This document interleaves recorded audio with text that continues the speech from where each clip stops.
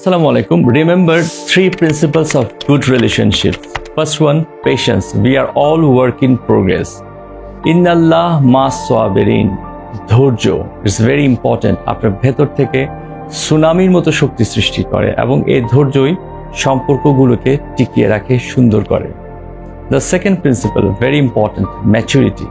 Maturity means when to speak and when to keep quiet, when to stand up strong and bend down, and when to adjust.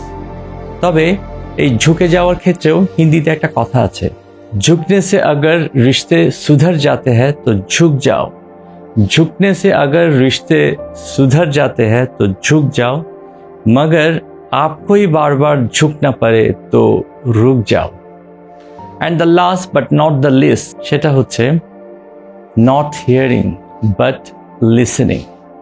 শুধু শোনা না, hearing করা না। হিয়ারিংটা হচ্ছে আসলে আজকালকার সম্পর্কের ক্ষেত্রে যেটা বেশিরভাগ হয়, শুধু আমরা শুনি, এক কান দিয়ে শুনলাম আরেক কান দিয়ে বের হয়ে গেল।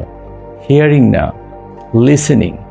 লিসেনিং করলে যেটা হয় সেটা হচ্ছে এটা হৃদয় নামে, তখনই আন্ডারস্ট্যান্ড করতে পারি আমরা অন্যের কষ্টটাকে বুঝতে পারি। কেউ কিছু বলতে চাচ্ছে সেটাকে আমরা বুঝতে পারি, আমরা উপলব্ধি করতে পারি, ফিল করতে পারি। এটা তখনই সম্ভব হয় যখন আমরা দু কান দিয়ে শুনি, লিসেনিং করি।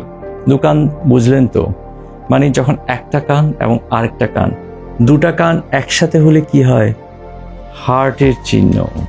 অর্থাৎ দু কান দিয়ে শুনলে, লিসেনিং করলে এটা হৃদয় নামে, এবং তখনই আপনি আন্ডারস্ট্যান্ড করতে পারবেন, অন্যকে অনুপ্রাণিত করতে পারবেন।